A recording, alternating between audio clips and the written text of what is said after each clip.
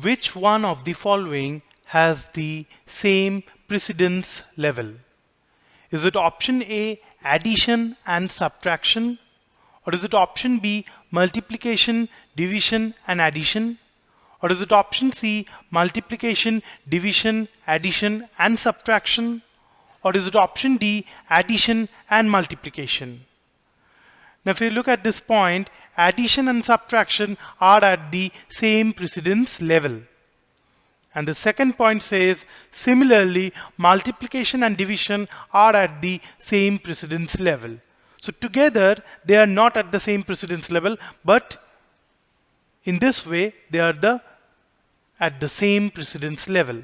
So from our options list, we see that option A, that is addition and subtraction, which are at the same precedence level, is the correct answer.